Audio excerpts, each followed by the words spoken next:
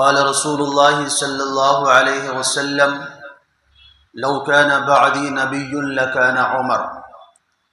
أو كما قال عليه الصلاة والسلام. صدق الله مولانا العظيم وصدق رسوله النبي الكريم، ونحن على ذلك لمن الشاهدين والشاكرين، والحمد لله رب العالمين. اللهم صل على سيدنا محمد وعلى آل سيدنا محمد وبارك وسلم. اللهم صل على سيدنا محمد وعلى آل سيدنا محمد وبارك وسلم. اللهم صل على سيدنا محمد وعلى آل سيدنا محمد وبارك وسلم. لائق صد احترام بزرگوں، عزیز ساتھیوں اور دوستوں، محرم الحرام اسلامی کیلنڈر کا پہلا مہینہ ہے، اور اللہ تبارک و تعالی نے اس مہینے کو یہ خصوصیت بخشی ہے، یہ اعزاز بخشا ہے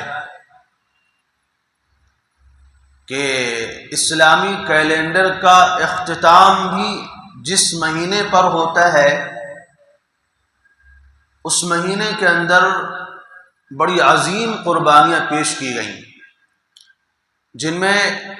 ایک تو اسماعیل علیہ السلام کی قربانی ہے، دوسری طرف حضرت عثمان غنی رضی اللہ عنہ کی شہادت ہے. دوسری طرف جہاں سے اسلامی کیلنڈر کا آغاز ہوتا ہے محرم الحرام کے مہینے سے، اس مہینے کے اندر بھی اسلامی تاریخ میں دو عظیم شہادتیں ہیں. ایک شہادت تو نواسۂ رسول سیدنا حسین رضی اللہ تعالیٰ عنہ کی ہے، اور دوسری شہادت محرم الحرام کی پہلی تاریخ کو امیر المؤمنین خلیفہ دوم حضرت عمر بن خطاب رضی اللہ تعالیٰ عنہ کی ہے. گویا کہ اسلامی کیلنڈر کا جہاں سے آغاز ہوتا ہے، شروعات ہوتی ہے، وہیں سے اسلامی تاریخ میں قربانیوں کا دور شروع ہو جاتا ہے. اور یہ بھی حیرانگی کی بات ہے کہ اسلامی کیلنڈر کا آغاز کرنے والے بھی حضرت عمر فاروق رضی اللہ عنہ تھے. انہوں نے ہی سب سے پہلے اسلامی کیلنڈر کا آغاز جو ہے کیا تھا، اور اس کا آغاز ہجرت کے سال سے کیا گیا. بہرحال اسلامی تاریخ کیا بلکہ پوری دنیا کی تاریخ میں عمر بن خطاب رضی اللہ تعالیٰ عنہ جیسا عادل، انصاف پسند، رعایا کی خبر گیری کرنے والا، عدل و انصاف کرنے والا، انسانی حقوق کی حفاظت کرنے والا، اور انسانیت کا دکھ درد رکھنے والا،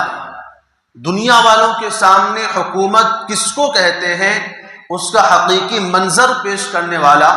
عمر فاروق رضی اللہ تعالیٰ عنہ ہے. دنیا کی تاریخ میں ایسا حکمران کبھی گزرا ہی نہیں ہے، نہ پہلے کبھی آیا ہے، نہ آئندہ کبھی آئے گا. جو مثال، جو نظیر عمر فاروق رضی اللہ تعالیٰ عنہ نے پیش کی ہے، دنیا اس سے عاجز اور حیران ہے. آپ کا نام عمر تھا، والد کا نام خطاب تھا، اور دادا کا نام نفیل تھا. 8ویں پشت میں جا کر کے رسول اللہ صلی اللہ علیہ وسلم سے آپ کا نسب ملتا ہے. نبی صلی اللہ علیہ وسلم کے اجداد میں ایک شخص گزرے ہیں، لوئی یا کعب بن لوئی. انہی کے دو بیٹے تھے، مرہ اور عدی. تو مرہ کی اولاد میں رسول اللہ صلی اللہ علیہ وسلم آتے ہیں، اور عدی کی اولاد میں حضرت عمر فاروق رضی اللہ تعالیٰ عنہ آتے ہیں. اسلام کے آغاز سے تقریباً 26 یا 27 سال پہلے آپ رضی اللہ تعالیٰ عنہ کی پیدائش ہوئی۔ آپ کا گھرانہ بھی قریش کے ہاں بہت ہی قابل قدر گھرانہ سمجھا جاتا تھا۔ جب آپ کے سن رشد کا آغاز ہوا، آپ تھوڑا بڑے ہونا شروع ہوئے، تو عرب کے دستور کے مطابق ان کے والد نے جہاں پر دیگر علوم اور فنون سے ان کو آراستہ کیا، وہیں پر ان کو عرب کے مشہور کام اونٹوں کے چرانے میں ان کو لگا دیا۔ دن بھر حضرت عمر رضی اللہ عنہ اپنے لڑکپن کے زمانے میں اونٹ چرایا کرتے تھے، اور کبھی سستانے کے لیے بیٹھ جاتے تو آپ کا والد آپ کو مارتا تھا اور آپ کو برا بھلا کہتا تھا، اور کہتا تھا کہ عمر تم زندگی میں کچھ نہیں کر پاؤ گے، تمہاری زندگی یوں ہی برباد جائے گی، تم کسی کام کے نہیں بنو گے۔ روایت میں آتا ہے کہ عمر رضی اللہ تعالیٰ عنہ جب خلیفہ تھے تو اس وادی سے گزرے جہاں پر وہ بچپن میں اونٹ چرایا کرتے تھے، تو وہاں پر کھڑے ہو گئے، کافی دیر تک کھڑے رہے۔ صحابہ کرام انتظار میں ہیں کہ امیر المومنین آگے کیوں نہیں بڑھ رہے۔ کسی نے پوچھا تو بتانے لگے کہ میں ان دنوں کو یاد کر رہا ہوں کہ جب میں اس وادی میں، اس میدان میں اونٹوں کو چرایا کرتا تھا،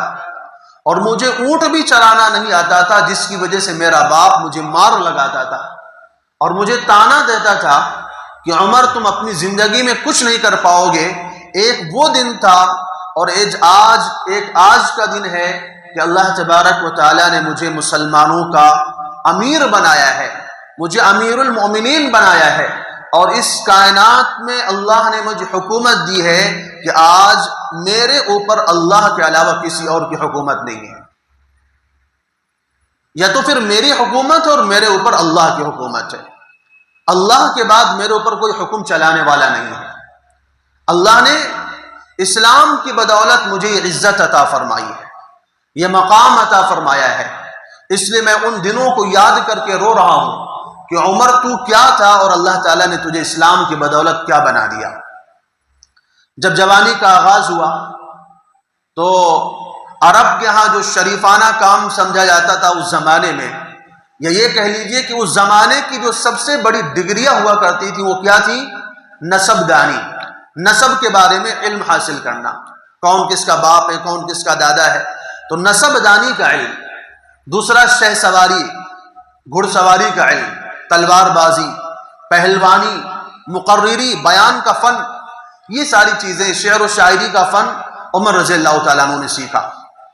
آپ کی پہلوانی کا یہ عالم تھا کہ حج کے دنوں میں جب میدان عرفات کے پاس ایک جگہ تھی جس کو عکاظ کہا جاتا تھا، وہاں پر بازار لگتا تھا، مختلف قسم کے لوگ وہاں پر اپنے فنون کا مظاہرہ کرتے تھے، تو عمر رضی اللہ تعالیٰ عنہ گویا کہ اس عکاظ کے بازار کے اندر جو ہے کشتیاں لڑا کرتے تھے، پہلوانی کرتے تھے، مقابلہ کرتے تھے۔ اور جاحظ کہتے ہیں کہ عمر رضی اللہ تعالیٰ عنہ کی قابلیت کا عالم یہ تھا کہ عمر رضی اللہ تعالیٰ عنہ کبھی بھی گھوڑے کو کھڑا کر کے اس کے اوپر سوار نہیں ہوتے تھے، ہمیشہ چلتے ہوئے دوڑتے ہوئے گھوڑے کے اوپر کود کے بیٹھ جایا کرتے تھے، چھلانگ لگا کر کے۔ اللہ تبارک و تعالیٰ نے بہادری ایسی عطا فرمائی تھی، رنگ گورا تھا، بالکل چمکیلا رنگ، اور مونچھیں تھوڑی بڑی رکھتے تھے، داڑھی بھی ہلکی تھی،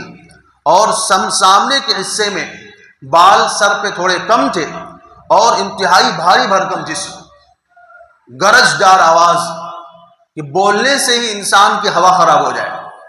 ایسا رعب اللہ تعالیٰ نے ان کو عطا فرمایا تھا۔ تو یہ ان کی چند خصوصیات ہیں جو انہوں نے ابتدائی زمانے میں سیکھی تھی۔ اس کے بعد جب یہ 26 یا 27 سال کے ہوئے، اسلام کا آغاز ہوا، رسول اللہ صلی اللہ علیہ وسلم نے نبوت کا اعلان کیا۔ ابتدا میں تو لوگوں کو اتنا احساس نہیں تھا، لیکن جیسے جیسے اسلام کے ماننے والے بڑھتے گئے، اسلام کی مخالفت تیز ہو گئی۔ جب اسلام کی مخالفت تیز ہوئی اور صحابہ کرام کو طرح طرح سے ستایا جانے لگا، کہتے ہیں نبوت کا 6واں سال تھا، اس وقت رسول اللہ صلی اللہ علیہ وسلم نے اللہ کے دربار میں دعا کے لیے ہاتھ اٹھائے، اور کیا دعا فرمائی اللہم اعز الاسلام باحب هذین الرجلین الیک، بعمر بن الخطاب او بعمر بن ہشام، کہ رسول اللہ صلی اللہ علیہ وسلم نے دعا مانگی، اے اللہ اسلام کو ان دو شخصوں میں سے جو آپ کو پسند ہو اس کے ذریعے عزت عطا فرما، قوت عطا فرما، طاقت عطا فرما۔ کون دو شخص؟ ایک عمر بن خطاب اور دوسرا عمرو بن ہشام۔ عمرو بن ہشام یہ ابو جہل کا نام تھا۔ ابو جہل تو رسول اللہ صلی اللہ علیہ وسلم نے اس کو لقب دیا، اس کی جہالتوں، اس کی نادانیوں، اس کی بیوقوفیوں کی وجہ سے رسول اللہ صلی اللہ علیہ وسلم نے اس کو ابو جہل کہا، ورنہ حقیقت میں اس کا نام تھا عمرو ابن ہشام۔ یہ حضرت عمر رضی اللہ تعالیٰ عنہ کا ماموں تھا۔ حضرت عمر رضی اللہ عنہ کے ماموں کئی بھائی تھے، نانا ماموں کئی بھائی تھے، ایک کا نام تھا حضرت عمر رضی اللہ عنہ کے نانا کئی بھائی تھے، تو حضرت عمر رضی اللہ عنہ کے نانا کا نام ہاشم تھا اور ابو جہل کے والد کا نام تھا ہشام، یہ دونوں سگے بھائی تھے۔ تو گویا کہ ابو جہل حضرت عمر رضی اللہ عنہ کا ماموں تھا۔ تو ادھر رسول اللہ صلی اللہ علیہ وسلم نے دعا فرمائی، دوسری طرف عمر رضی اللہ تعالیٰ عنہ کے اسلام لانے کے اسباب پیدا ہو گئے۔ مشہور واقعہ ہے، آپ نے سنا ہے کہ ایک دن عمر رضی اللہ تعالیٰ عنہ اسی ارادے سے گھر سے نکلے کہ آج نعوذ باللہ رسول اللہ صلی اللہ علیہ وسلم کا ہی خاتمہ کر دیتے۔ راستے میں انہی کے خاندان کے ایک بزرگ جو تھے نعیم بن عبداللہ، ان سے ملاقات ہوئی، پوچھا کہاں جا رہے ہو؟ انہوں نے کہا کہ ہم آج رسول اللہ صلی اللہ علیہ وسلم کا خاتمہ کرنے جا رہے ہیں۔ اس وقت یہ مسلمان نہیں ہوئے تھے، تو انہوں نے کہا وہاں بعد میں جانا، پہلے جا کے اپنے گھر کی خبر لو، تمہارے گھر کے لوگ مسلمان ہو چکے ہیں اور تمہارے بہنوئی سعید ابن زید بھی مسلمان ہو چکے ہیں۔ سعید ابن زید حضرت عمر رضی اللہ عنہ کے خاندان کے تھے، اور سعید کے جو والد تھے زید بن نفیل جو تھے، یہ رسول اللہ صلی اللہ علیہ وسلم کی نبوت کے ظاہر ہونے سے پہلے ہی وہ موحد تھے، یعنی ایمان والے تھے، وہ اللہ کو ماننے والے تھے، نجات پانے والوں میں سے تھے۔ تو ان کے یہاں توحید کی آواز پہلے ہی سے گونج رہی تھی۔ دوسری طرف یہ واقعہ بھی پیش آ گیا۔ اب عمر رضی اللہ عنہ غصے سے وہاں گئے اور بہنوئی سے کہا کہ تم لوگ سنا ہے بے دین ہو گئے ہو، مرتد ہو گئے ہو۔ انہوں نے کہا نہیں، اسلام تو سچا مذہب ہے اور اگر ہم نے اس کو اپنا لیا ہے تو برائی کیا ہے؟ اتنا سننا تھا کہ مارنا شروع کیے۔ بہت زیادہ ہمارے بہن بھی سامنے آئی، ان کی بہن بھی مسلمان ہو چکی تھی، حضرت فاطمہ رضی اللہ عنہا،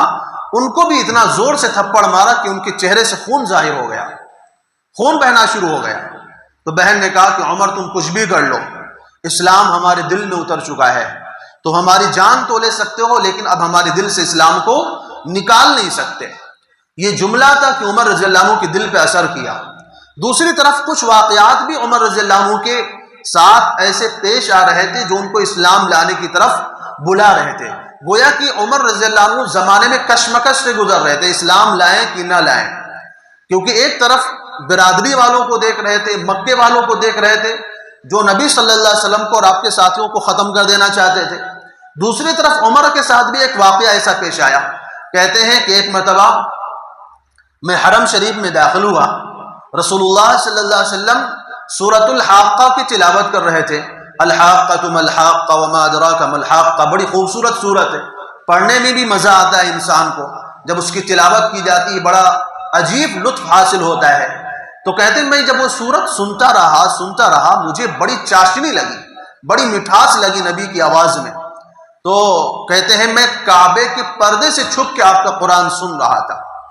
قرآن سن رہا ہوں۔ تو نبی صلی اللہ علیہ وسلم جب قرآن پڑھتے پڑھتے آخر سورت کی طرف پہنچنے لگے تو میرے دل میں یہ خیال آیا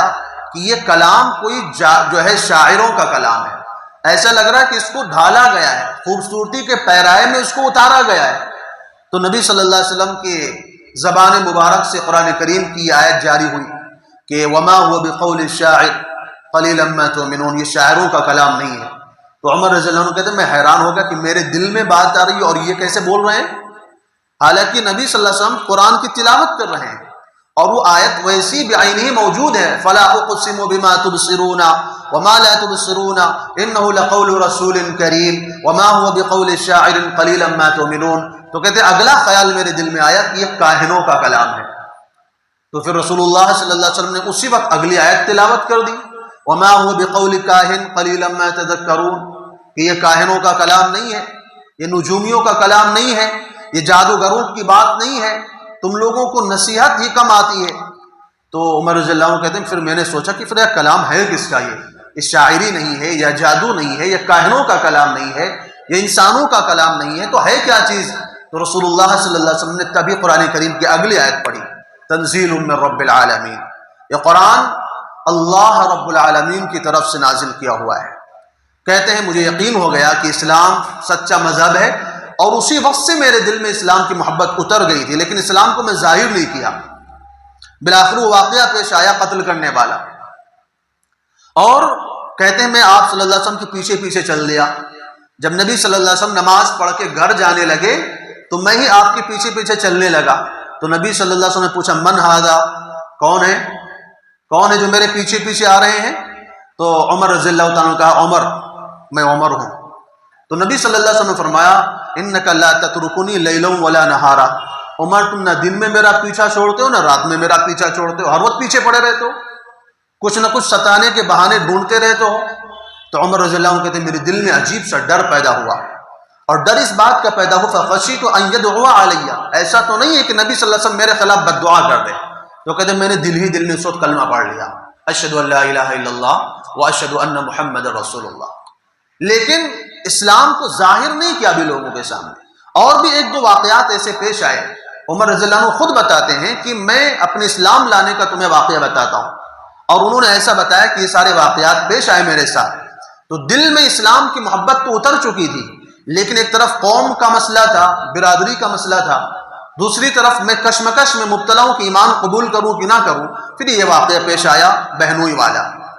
اب جب بہن نے یہ جملہ کہا کہ عمر تم میرے دل سے اسلام نہیں نکال سکتے، تم کچھ بھی کر لو، تو کہتے ہیں میرے دل میں پھر جذبہ پیدا ہوا، چلو ٹھیک ہے وہ کلام مجھے بھی سناؤ جس کلام کی تم تلاوت کر رہے تھے۔ تو کہتے ہیں وہ کچھ اوراق پر، کچھ تختیوں کے اوپر قرآن کریم کی وہ آیتیں لکھی ہوئی تھی، سورہ طٰہٰ کی، طٰہٰ ما انزلنا علیک القرآن لتشقى الا تذکرۃ لمن یخشی، آدھے صفحے کی تلاوت ہوئی۔ جب آیت آئی اننی انا اللہ لا الہ الا انا فاعبدنی واقم الصلاۃ لذکری، کہ اللہ تعالیٰ فرماتے ہیں میں ہی خدا ہوں، میرے سوا کوئی معبود نہیں، تم میری ہی عبادت کرو، میری یاد کے لیے نمازیں پڑھا کرو۔ تو عمر رضی اللہ عنہ کہتے پھر میرے دل میں فوراً شرح صدر ہو گیا، اور میں نے کہا بھی اسلام مجھے قبول ہی کرنا ہے۔ کہا مجھے رسول اللہ صلی اللہ علیہ وسلم کے پاس لے چلو۔ اس وقت رسول اللہ صلی اللہ علیہ وسلم صفا پہاڑی کے پاس، اس کے دامن میں حضرت ارقم رضی اللہ عنہ کا گھر تھا، وہاں پر تشریف فرما تھے صحابہ کرام کے ساتھ۔ 3 دن پہلے حضرت حمزہ رضی اللہ تعالیٰ عنہ مسلمان ہوئے تھے، اور 3 دن کے بعد عمر رضی اللہ تعالیٰ عنہ پہنچے ہیں۔ تلوار ہاتھ میں ویسی لی ہوئی ہے کیونکہ تلوار ہی لے کر کے آئے ہوئے تھے۔ تو کسی نے کیواڑ میں سے جھانک کر کے دیکھا تو دیکھا کہ عمر کھڑے ہوئے تلوار ہاتھ میں ہے۔ صحابہ کرام گھبرا گئے کہ عمر جیسا بہادر آدمی یہاں آیا ہے اور تلوار بھی ہاتھ میں لے کر کے آیا ہے، شاید کسی برے ارادے سے آیا ہوگا۔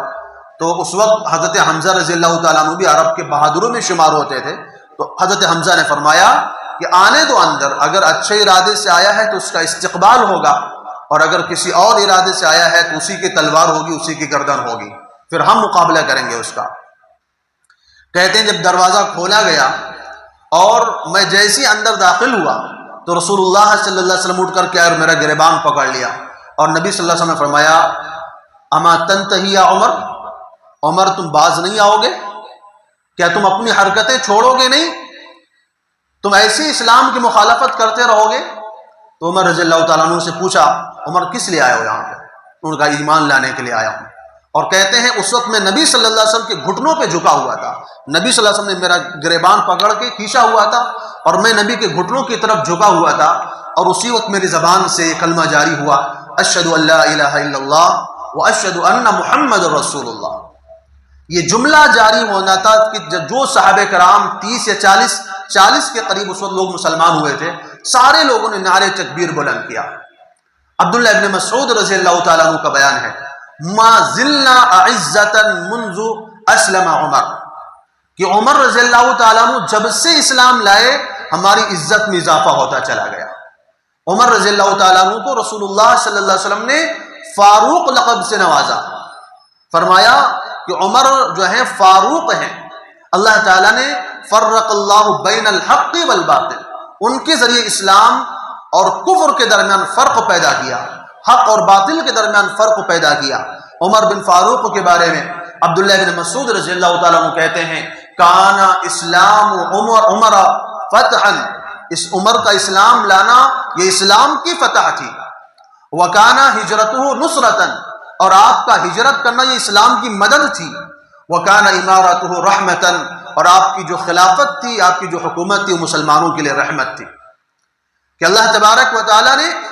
اسلام کو عمر کے ذریعے عزت عطا فرمائی۔ ایک روایت میں آتا ہے کہ قیامت کے دن اسلام جا کر کے اللہ کے دربار میں عرض کرے گا اے اللہ میں چھپا ہوا رہتا تھا، میں لوگوں کے سامنے ذلیل ہوتا تھا، مجھے کوئی کھل کر کے میرا اظہار کرنے والا نہیں تھا، یہ عمر ہی تھا جس نے سب سے پہلے اسلام جب قبول کیا تو سب سے پہلا یہ شخص تھا جس نے کھلم کھلا میرا اظہار کیا۔ آیت قتل کے ارادے سے اسلام لاتے ہی لہجہ بدل جاتا ہے، مزاج تبدیل ہو جاتا ہے۔ کہتے ہیں اسی وقت انہوں نے رسول اللہ صلی اللہ علیہ وسلم سے فرمایا السنا علی الحق یا رسول اللہ وان متنا او حیینا، اللہ کے رسول کیا ہم حق پر نہیں ہیں، کہ اسلام سچا مذہب نہیں ہے، اگرچہ ہم زندہ رہیں یا مر جائیں لیکن یہ بتائیے اسلام سچا ہے کہ نہیں ہے؟ تو رسول اللہ صلی اللہ علیہ وسلم نے فرمایا والذی نفسی بیدہ انکم علی الحق وان حییتم وان متتم، فرمایا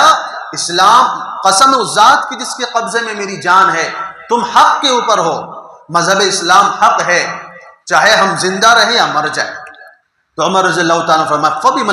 ففیم الاختفاء یا رسول اللہ، اللہ کے رسول جب ہم حق کے اوپر ہیں، آیت قتل کے لیے اب زبان دیکھو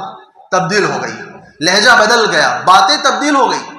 کیا کہہ رہے ہیں اے اللہ کے رسول اگر ہم حق کے اوپر ہیں، ہمارا مذہب حق پر ہے تو ہم یہ چھپ کر عبادت کیوں کرتے ہیں، ہم یہ چھپ کر نمازیں کیوں پڑھیں گے،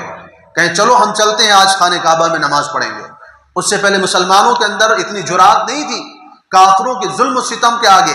کہ کوئی مسلمان جا کر کے کھلم کھلا خانہ کعبہ میں نماز پڑھ سکے، لیکن عمر رضی اللہ تعالیٰ کہتے ہیں انہوں نے کہا چلو ہم چلتے ہیں اور ہم آپ کو لے کر کے چلتے ہیں، دیکھتے ہیں کس کے اندر ہمت ہے۔ دو صف بنا کر کے صحابہ کرام حرم شریف میں گئے، وہاں پر جا کر کے نماز پڑھی، عمر رضی اللہ تعالیٰ نے جا کر کے حرم شریف میں کھلم کھلا اپنے ایمان کا اعلان کیا۔ جب لوگوں نے سنا، کہتے ہیں ایک شخص سے پوچھا کہ سب سے زیادہ باتیں تیزی سے پھیلانے والا کون ہے، تو ایک شخص کے بارے میں پتا چلا تو جا کر کے اس سے کہا کہ میں اسلام لے آیا ہوں، اس نے جا کر کے سب سے باتیں پھیلا دی، سارے لوگ مل کر کے آپ کو مارنے کے لیے آ گئے، کہتے ہیں یہ ان کو مارتے تھے وہ ان کو مارتے تھے، خوب ان کو جو ہے مقابلہ ہوتا تھا، بالآخر کہتے ہیں ان کا مامو جو تھا عاص ابن ہشام ابو جہل کا بھائی، وہ آ کر کے ان کو چھڑاتا تھا، بچاتا تھا کہ میرا بھائی میرا بھانجا، اس کو تم قتل کر دو گے کیا، اس کو تم مار دو گے کیا، لیکن عمر رضی اللہ تعالیٰ عنہ نے کھلم کھلا اپنے ایمان کا اعلان کیا۔ لیکن ظاہر سی بات ہے جب پورا شہر ایک طرف ہو اور آپ چند افراد ہوں تو کتنے لوگوں سے مقابلہ کریں گے، کتنے لوگوں سے آپ بہادری دکھائیں گے۔ تو اسی دوران جب رسول اللہ صلی اللہ علیہ وسلم کو ہجرت کا حکم ہوا تو عمر رضی اللہ تعالیٰ عنہ نے بھی ہجرت کا ارادہ فرمایا، اور ہجرت کے ارادے کے لیے اس شان سے ارادہ ظاہر فرمایا، ہجرت اس شان سے فرمائی، کہتے ہیں کہ عمر رضی اللہ عنہ نے کمر میں تلوار لٹکائی اور تیروں کا ترکش کندھے پر لٹکایا، اور کمان کندھے پر لٹکائی، تیروں کا ترکش گلے میں لٹکایا، اور ہاتھ میں ایک نیزہ لیے اور اپنا ساز و سامان لے کر کے حرم شریف میں حاضر ہوئے، اپنے بھائی زید کو ساتھ میں لیا، بہنوئی سعید ابن زید کو لیا، اور دیگر خاندان کے لوگوں کو اپنے ساتھ میں لے کر کے جو ہے پہلے حرم شریف میں گئے جہاں پر قریش مکہ موجود تھے، وہاں جا کر کے انہوں نے اعلان کیا، پہلے جا کر کے اطمینان سے نماز پڑھی، نماز پڑھنے کے بعد طواف کیا، اور اس کے بعد کہنے لگے کہ اے قریش مکہ آج میں مدینے کی طرف ہجرت کر رہا ہوں، اور میں کھلم کھلا جا رہا ہوں، چھپ کے نہیں جا رہا ہوں، اور اگر تم میں سے کسی کے اندر ہمت ہے میرا مقابلہ کر سکتا ہے، اور کسی کو اگر اپنے بچوں کو یتیم کروانا ہے اور اپنی بیویوں کو بیوہ کروانا ہے تو مکے سے باہر آ کر مجھ سے مل لے، مکے سے باہر آ کر میرا مقابلہ کر لے۔ اس شان کے ساتھ وہ قافلہ 20 افراد کے اوپر لے کر کے وہ نکلے ہیں، لیکن مکے والوں کے اندر اتنی جرات نہیں ہوئی کہ آپ کے راستے میں آ کر کے آپ کا راستہ روک سکے، آپ کو ہجرت سے روک سکے۔ اسی طرح آپ جو ہے خانے کا جو ہے مدینہ پہنچ جاتے ہیں اور بڑی شان کے ساتھ ہجرت فرماتے ہیں۔ اس کے بعد کہتے ہیں جب رسول اللہ صلی اللہ علیہ وسلم مدینہ گئے، غزوہ بدر کا معرکہ پیش آیا تو عمر رضی اللہ تعالیٰ عنہ نے اپنی بہادری، اپنی جان فشانی کا تو مظاہرہ کیا ہی کیا، لیکن غزوہ بدر میں عمر رضی اللہ عنہ کی خصوصیت یہ تھی کہ مکے کے تمام خاندان کے لوگ غزوہ بدر میں شریک ہوئے تھے، یہاں تک کہ رسول اللہ صلی اللہ علیہ وسلم کے خاندان کے لوگ بھی آئے تھے نبی کے خلاف جنگ کرنے کے لیے۔ خود عباس رضی اللہ تعالیٰ عنہ جو اس وقت تک مسلمان نہیں ہوئے تھے وہ بھی نبی کے خلاف جنگ میں آئے تھے۔ آپ کے بڑے چچا حارث کے بیٹے بھی آئے ہوئے تھے، اور آپ کے داماد حضرت زینب رضی اللہ تعالیٰ عنہ کے شوہر ابو العاص ابن ربیع وہ بھی سب جو ہے ان مشرکین کے لشکر میں شامل تھے۔ لیکن کہتے ہیں عمر رضی اللہ تعالیٰ عنہ کے خاندان میں سے ایک بھی بندہ جنگ میں شامل نہیں ہوا، حالانکہ عمر رضی اللہ عنہ مسلمان ہو کر مدینہ آ چکے ہیں، لیکن مکے کے اندر عمر کا جو خاندان تھا، جو مشرک تھا، جو کافر تھا، لیکن عمر رضی اللہ عنہ کے دبدبے کا اور رعب کا یہ عالم تھا کہ پورے برادری میں سے، پورے خاندان میں سے کوئی بھی بندہ عمر رضی اللہ عنہ کے خلاف جنگ کے لیے نہیں آیا، اسلام کے خلاف جنگ کے لیے نہیں آیا تھا۔ یہ عمر رضی اللہ عنہ کی خصوصیت تھی، ورنہ مکے کا ہر خاندان اس جنگ میں شامل ہوا تھا۔ اور کہتے ہیں اسلام کے واسطے غزوہ بدر کے میدان میں جو سب سے پہلی شہادت ہوئی وہ حضرت عمر رضی اللہ عنہ کے غلام مہجہ رضی اللہ عنہ کی ہوئی۔ یہ بھی عمر رضی اللہ تعالیٰ عنہ کی ایک خصوصیت ہے کہ انہی کی طرف سے سب سے پہلی قربانی جو غزوہ بدر کے اندر پیش کی گئی۔ اور کہتے ہیں کہ عمر رضی اللہ تعالیٰ عنہ نے اپنے سگے ماموں عاص ابن ہشام کو اپنے ہاتھوں سے قتل کیا جنگ بدر کے اندر، گویا کہ انہوں نے یہ دکھایا کہ اسلام کے مقابلے میں اور اسلام کی حرمت کے مقابلے میں جو بھی آئے گا اس سے ہمارا کوئی لینا دینا نہیں ہے، وہ کوئی بھی ہو، اپنا رشتہ دار ہی کیوں نہ ہو، اپنا گھر کا بھی کیوں نہ ہو، اپنا خاندان کا بھی کیوں نہ ہو۔ اس لیے عمر رضی اللہ عنہ کے ہاتھوں سے ان کا سگا ماموں مارا گیا، عاص ابن ہشام۔ تو یہ عمر رضی اللہ تعالیٰ عنہ کی خصوصیات تھی غزوہ بدر کے اندر۔ غزوہ بدر کا جب معرکہ ختم ہوا، قرآن مجید کے اندر بہت ساری آیتیں ایسی ہیں جن کو موافقات عمر کہا جاتا ہے۔ اللہ تبارک و تعالیٰ نے قرآن کریم میں بہت ساری آیتیں نازل فرمائیں، لیکن ان کو بہت ساری آیتیں ایسی ہیں جن کو موافقات عمر کہا جاتا ہے۔ یہاں تک کہ حضرت علی رضی اللہ تعالیٰ عنہ کیا کہتے ہیں کہ قرآن مجید جو ہے یہ عمر رضی اللہ عنہ کی رائوں میں سے ایک رائے ہے، گویا کہ عمر کی جو رائے ہوتی تھی وہ قرآن بن کر آسمان سے نازل ہوتا تھا۔ رسول اللہ صلی اللہ علیہ وسلم نے عمر رضی اللہ عنہ کے بارے میں فرمایا،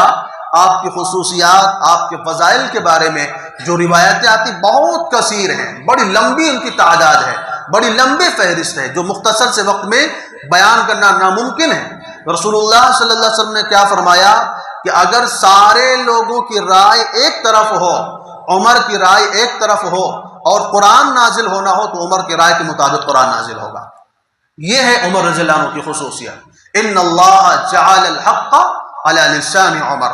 فرمایا اللہ نے عمر کی زبان پر حق کو جاری کر دیا ہے، عمر کی زبان سے جو نکلتا ہے وہی سچ ہوتا ہے۔ اور فرمایا کہ اللہ تعالیٰ نے ان کو فاروق بنایا ہے، ان کے ذریعے اللہ تعالیٰ نے فرق بین الحق والباطل۔ احادیث میں آپ کے بڑے فضائل ہیں۔ رسول اللہ صلی اللہ علیہ وسلم فرماتے ہیں لقد كان في من قبلكم محدثون، تم سے پہلی امتوں میں کچھ لوگ محدث ہوا کرتے تھے۔ محدث کیا تھے؟ فرمایا دوسری روایت میں لقد كان في من قبلكم من بني اسرائيل رجال يكلمون، کہ اللہ تعالیٰ گویا کہ ان سے بات کر رہے ہو ڈائریکٹ، اللہ تعالیٰ کی گویا سے ان سے بات چل رہی ہو، من غیر ان يكونوا انبیاء، لیکن وہ نبی نہیں ہوتے تھے، لیکن اللہ تعالیٰ ان کی رائے کا احترام کرتے تھے۔ فرمایا فَإِن يَكُن مِّنْهُمْ فِي أُمَّتِي فَإِنَّهُ عُمَرٌ، اگر میری امت میں ایسا کوئی بندہ ہے تو وہ عمر ہے، کہ اللہ تعالیٰ عمر کی رائے کا احترام کرتا ہے، اللہ تعالیٰ عمر کی رائے کو اتنا پسند کرتا ہے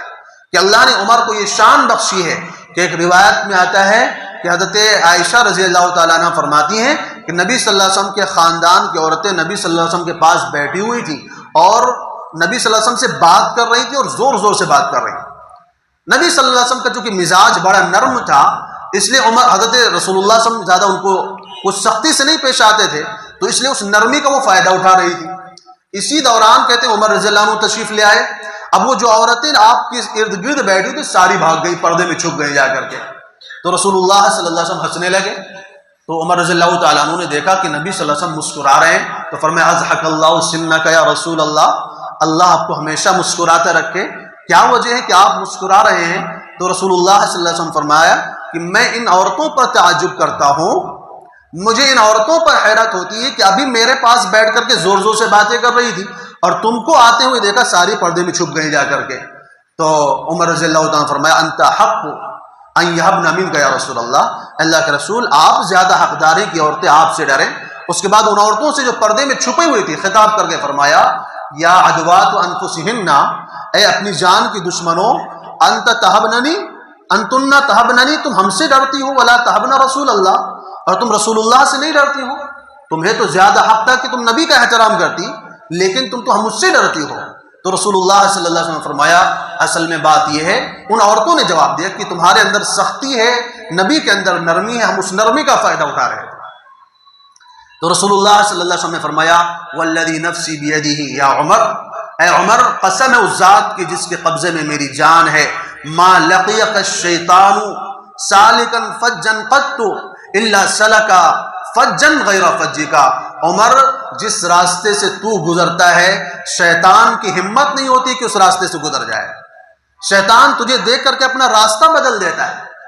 اتنی تیری رعب ہے، اتنا تیرا دبدبہ ہے، اتنی تیری ہیبت ہے کہ اگر تو کسی راستے سے کسی روڈ سے جا رہا ہو شیطان کی ہمت نہیں کہ اس راستے سے چل کر کے آ جائے، وہ راستہ بدل دیتا ہے۔ اسی طرح ایک اور روایت میں آتا ہے، حضرت عائشہ ہی رضی اللہ عنہ کی روایت ہے کہ مسجد نبوی کے باہر میدان میں کچھ لڑکے حبشی اور کچھ عورتیں کھیل دکھا رہے تھے اور بچوں کا شور تھا، تو میں نے رسول اللہ صلی اللہ علیہ وسلم سے پوچھا اللہ کے رسول یہ شور کیسا ہے؟ تو رسول اللہ صلی اللہ علیہ وسلم نے فرمایا کیا تم دیکھنا چاہتی ہو؟ تو حضرت عائشہ فرماتی جی ہاں میں دیکھنا چاہتی ہوں۔ تو کہتے رسول اللہ صلی اللہ علیہ وسلم کھڑے ہو گئے اور میں آپ کے پیچھے کھڑی ہو گئی، کمرے کے اندر سے دیکھ رہی ہوں، آپ کے کندھے سے اپنی ٹوڑی ٹکائی ہوئی ہے اور نبی کے بدن کے اوپر میں ٹکی ہوئی ہوں، اور میں اس کھیل کو اور تماشے کو جو لوگ دکھا رہے تھے میں دیکھ رہی ہوں۔ کہتے ہیں رسول اللہ صلی اللہ علیہ وسلم نے فرمایا اما شعبتی، کیا تمہارا جی نہیں بھرا ابھی تک؟ تو حضرت عائشہ فرماتی میں اپنے دل میں دیکھنا چاہتی تھی کہ نبی کی محبت، نبی کے دل میں میری محبت کتنی ہے، اس لیے میں نے کہا ابھی جی نہیں بھرا۔ تو کہا وہ کھیل چل ہی رہا تھا، تبھی دوسری طرف سے عمر رضی اللہ عنہ آ گئے۔ عمر رضی اللہ عنہ کو دیکھتے ہی وہ جتنے کھیل تماشے والے تھے سارے بھاگ گئے ادھر ادھر۔ تو رسول اللہ صلی اللہ علیہ وسلم نے فرمایا کہ مجھے تعجب ہوتا ہے کہ ان شیاطین الانس والجن فروا من عمر، کہ عمر کو دیکھ کر کے جن کے شیاطین بھی بھاگ جاتے ہیں اور انسانی شیاطین بھی بھاگ جاتے ہیں۔ تو یہ اللہ تعالیٰ نے ان کو یہ شان عطا فرمائی تھی کہ اللہ تعالیٰ نے حق کو عمر کی زبان پہ جاری فرمایا تھا، اللہ تعالیٰ نے حق کو ان کی زبان کے اوپر جاری کیا تھا، ایسا جاری کیا تھا کہ رسول اللہ صلی اللہ علیہ وسلم نے فرمایا لو کان بعدی لکان عمر، اگر میرے بعد نبوت کا سلسلہ چلتا اور میرے بعد اگر کوئی نبی بنایا جاتا تو عمر بنائے جاتے، لیکن چونکہ میں خاتم النبیین ہوں، میرے اوپر نبوت کا سلسلہ مکمل ہو چکا ہے، اب نبوت جاری نہیں رہنے والی ہے، اس لیے عمر کو نبی نہیں بنایا گیا، ورنہ ان کے اندر نبی بننے کے تمام اوصاف موجود تھے۔ تو میں نے بات یہ چھیڑی تھی کہ قرآن مجید کا ایک بہت بڑا حصہ عمر رضی اللہ عنہ کی رائے کے مطابق نازل ہوا۔ ان میں سے ایک جگہ ہے، کہتے ایک ایک یہودی نے کہا کہ جبرائیل ہمارا دشمن ہے، جو جبرائیل تمہارے نبی کے پاس پیغام لے کر کے آتا ہے، میں مختصر میں بتا دیتا ہوں۔ تو عمر رضی اللہ عنہ فرمایا من کان عدوا للہ وملائکتہ ورسلہ وجبریل فإن اللہ عدو للکافرین، بعین ہی یہی آیت قرآن مجید کے اندر اللہ تعالیٰ نے نازل فرمائی، پہلے پارے کے اندر یہ آیت موجود ہے۔ ایک مرتبہ عمر رضی اللہ تعالیٰ عنہ فرمایا کہ میرا دل یہ چاہتا ہے کہ مقام ابراہیم پر ہم نماز پڑھا کریں۔ آج حاجی لوگ جاتے ہیں عمرے کے لیے جاتے ہیں تو مقام ابراہیم پر نماز پڑھتے ہیں، یہ خواہش کس کی تھی؟ عمر رضی اللہ تعالیٰ عنہ کی تھی۔ قرآن کریم کی آیت نازل ہوئی وَاتَّخِذُوا مِن مَّقَامِ إِبْرَاهِيمَ مُصَلَّى، مقام ابراہیم کو نماز کی جگہ بنا لو۔ ایک اور مقام آتا ہے کہ عمر رضی اللہ تعالیٰ عنہ کے زمانے میں عمر رضی اللہ تعالیٰ عنہ جب دیکھتے تھے کہ لوگ شراب اور جوئے میں مست ہوتے تھے تو عمر رضی اللہ تعالیٰ عنہ اللہ تعالیٰ سے دعا کرتے تھے اللہم انزل بیانا شافیا فی الخمر والقمار،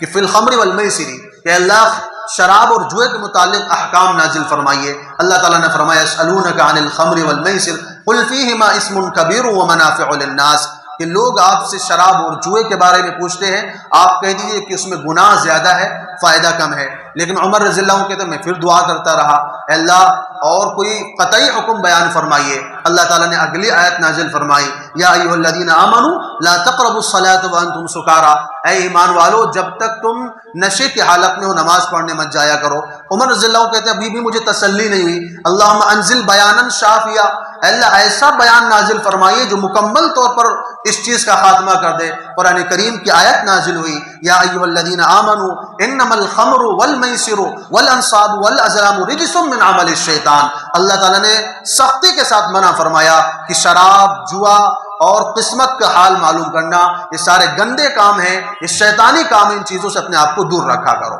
تو یہ عمر کا مقام ہے۔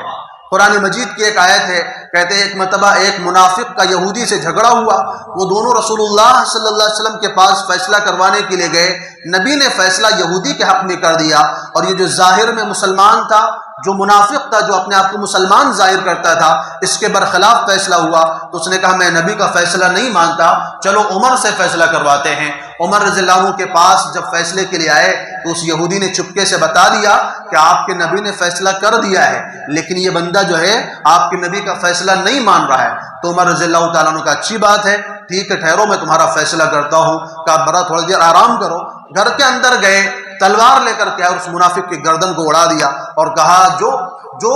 ھذا قضاء عمر، یہ عمر کا فیصلہ ہے اس شخص کے لیے جو نبی کا فیصلہ نہیں مانتا ہے۔ اب یہ مسئلہ رسول اللہ صلی اللہ علیہ وسلم کے دربار میں گیا اور منافقین نے شور مچایا کہ عمر تو مسلمانوں کو قتل کرنے پر آ گئے ہیں، مسلمانوں کی گردن مارنا شروع ہو گئے، ان کی تلوار بہت حد سے بڑھ رہی ہے، کیا مسئلہ ہے؟ نبی نے عمر کو بلایا، تم نے ایسا کیوں کیا؟ مجھے تم سے ایسی امید نہیں تھی، تمہیں ایسا نہیں کرنا چاہیے تھا، تم نے ایک مسلمان کا خون کر دیا۔ نبی صلی اللہ علیہ وسلم ادھر ڈانٹ لگا رہے ہیں، ادھر سے جبرائیل آتے ہیں، فرمایا فلا وربک لا یؤمنون حتی یحکموک فیما شجر بینہم، تمہارے رب کی قسم ایسے لوگ کبھی مسلمان ہو ہی نہیں سکتے جو آپ کے فیصلے کو نہ مانتے ہوں۔ عمر نے اس کو مار کر کے بالکل صحیح کیا ہے، جب اس نے نبی کا فیصلہ نہیں مانا اس کا حق یہی کہ اس کے گردن، اس کے سر کو اس کے بدن سے جدا کر دیا جائے۔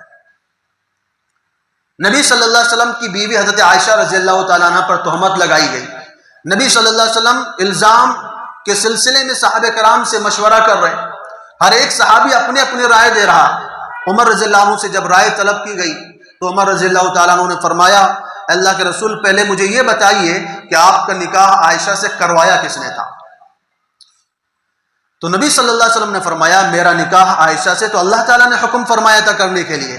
کہا جب اللہ نے کسی عورت کو آپ کی بیوی بنانے کے لیے چننا ہے تو وہ بیوی آپ کی کبھی بدکار نہیں ہو سکتی، وہ غلط نہیں ہو سکتی۔ اللہ اپنے نبی کے لیے کبھی غلط عورت کا انتخاب نہیں کرے گا۔ سبحانک ھذا بہتان عظیم، خدا کی قسم یہ سب سے بڑا جھوٹ ہے۔ آپ سورہ نور کھولیے، قرآن کریم کے جب اگلے صفحے میں جائیں گے بعین ہی یہی آیت قرآن کریم میں موجود ہے۔ عمر نے جو زبان سے بولا وہی چیز نازل ہو گئی۔ پہلے زمانے میں لوگ کسی کے گھر میں داخل ہونے کے وقت اجازت نہیں لیا کرتے تھے، ایسے ہی گھر میں داخل ہو جایا کرتے تھے، کوئی سو رہا ہے، کیا کر رہا ہے، کس کام میں مشغول ہے، دروازے بھی عام طور پر گھروں میں نہیں ہوتے تھے۔ عمر رضی اللہ عنہ سو رہے ہیں، ایک غلام ہے اور سیدھا گھر میں داخل ہو گیا۔ عمر رضی اللہ تعالیٰ عنہ کو بڑی کراہت ہوئی اس بات سے اور کہنے لگے اللہ گھروں میں بغیر اجازت کے داخل ہونا حرام کر دیجئے۔ اگلے صفحے میں جائیے سورہ نور کے، یا ایھا الذین آمنوا لا تدخلوا بیوتا غیر بیوتکم حتی تستأنسوا وتسلموا علی اہلہا۔ قرآن کہتا ہے کہ اے ایمان والو جب تک کسی سے اجازت نہ لے لو اس کے گھر میں داخل مت ہوا کرو، پہلے سلام کرو، اجازت لو، اجازت لینے کے بعد پھر گھر میں داخل ہو سکتے ہو۔ عمر رضی اللہ تعالیٰ عنہ کو اس بات سے ہمیشہ پریشانی رہتی تھی کہ ازواج مطہرات پردے میں رہا کریں، مسلمان عورتوں کے لیے پردے کا حکم نازل ہونا چاہیے۔ ازواج مطہرات کو ایسے کھلم کھلا دیگر لوگوں کے سامنے آنا اچھی بات نہیں ہے۔ قرآن کریم کی آیت نازل ہوئی، یا ایھا النبی قل لازواجک وبناتک ونساء المؤمنین یدنین علیہن من جلابیبہن۔ کیا ایمان والو، اے نبی صلی اللہ علیہ وسلم آپ اپنی عورتوں کو، بیٹیوں کو، بیویوں کو اور مسلمانوں کی عورتوں کو حکم فرما دیجئے کہ وہ پردے میں رہا کریں، اپنے چہرے کو ڈھانپ لیا کریں، اپنی چادروں سے اپنے چہرے کو بند کر لیا کریں، بے پردہ نہ گھما کریں۔ تو یہ چند میں نے نمونے دکھائے ہیں آپ کو کہ عمر رضی اللہ تعالیٰ عنہ کی مرضی کے مطابق قرآن کریم نازل ہوا۔ اس کے علاوہ آپ کی سیرت، آپ کے کمالات، آپ کی خدمت اسلام کے واسطے اور انسانیت کے واسطے آپ نے جو خدمات انجام دی ہیں دنیا میں اس کی نظیر نہیں ملتی۔ آج جن جن ممالک میں حکومتوں کی طرف سے عوام کو جو ہے وظیفے جاری ہوتے ہیں، یہ سب سے پہلے جاری کرنے والے عمر رضی اللہ تعالیٰ عنہ۔ عمر رضی اللہ تعالیٰ عنہ نے پیدا ہونے والے بچے کا وظیفہ جاری کیا، جو بچہ پیدا ہوگا اس کو حکومت کی طرف سے وظیفہ دیا جائے گا، اور تمام لوگوں کو وظیفہ دیا جاتا ہے۔ آج بھی دنیا کے بعض ممالک میں عمر اللہ کے نام سے یہ قانون چلتا ہے، جہاں پر بچوں کو وظیفے دیے جاتے ہیں۔ آپ نے ہی سب سے پہلے ہاسپٹل کا نظام بنایا، منظم انداز میں فوج کی تشکیل جو ہے وہ عمر رضی اللہ تعالیٰ عنہ نے کی۔ پولیس کی جو باقاعدہ پولیس کا جو انتظام ہے وہ عمر رضی اللہ تعالیٰ عنہ نے شروع کیا۔ پولیس اسٹیشن بنانا، چھاونیاں بنانا، یہ بھی عمر رضی اللہ تعالیٰ عنہ نے اس کا آغاز کیا دنیا کے اندر۔ سرائے بنانا، روڈ بنانا، پہلے لوگ روڈ کہاں بناتے تھے، ایسی سفر کیا کرتے تھے جنگلوں میں۔ روڈ بنانا، مسافر خانے تعمیر کرنا، اور لوگوں کے واسطے ہاسپٹل بنانا، لوگوں کی سنوائی کے واسطے باقاعدہ عدالت کا نظام جاری کرنا، یہ سارے کام عمر رضی اللہ تعالیٰ عنہ نے انسانیت کے واسطے کیے۔ وہ عمر رضی اللہ تعالیٰ عنہ جو اسلام کے دوسرے خلیفہ گزرے ہیں، اور اللہ کے رسول صلی اللہ علیہ وسلم نے اللہ سے مانگ کر کے آپ کو لیا ہے کہ آپ کے بارے میں ایک انگریز مورخ کا یہ کہنا ہے، اگر دنیا میں ایک عمر اور آ جاتا تو دنیا میں کفر کیا ہوتا اس کا پتہ نہیں ہوتا، دنیا سے کفر مٹ جاتا، کفر کا خاتمہ ہو جاتا، کیونکہ عمر نے آنے کے بعد آدھی دنیا سے زیادہ پر اسلام کی حکومت لہرائی تھی، اسلام کا پرچم لہرایا تھا۔ عراق ہو، ایران ہو، شام ہو، مصر ہو، اور فلسطین ہو، افریقہ کے ممالک ہوں، یہ سارے کے سارے عمر رضی اللہ عنہ کے زمانے ہی میں فتح ہوئے ہیں، اسلامی سلطنت کے زیر میں آئے ہیں۔ ذی الحجہ کے آخری تاریخوں میں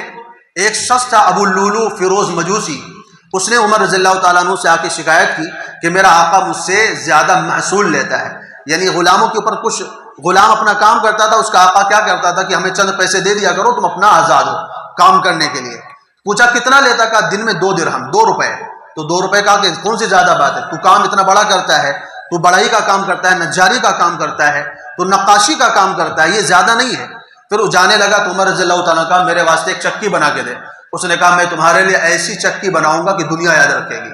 جب وہ چلا گیا تو عمر رضی اللہ تعالیٰ کہنے لگے کہ یہ مجھے مارنے کی دھمکی دے کے گیا ہے کہ میں تمہیں قتل کروں گا اور دنیا تمہارا یاد رکھے گی۔ تو لوگوں نے کہا کہ پھر اس کو قتل کروا دیجیے، گرفتار کروا لیجیے۔ کہا اس نے بھی قتل تھوڑی کیا ہے، کس جرم میں اس کو گرفتار کر لوں، کس جرم میں اس کو سزا دوں۔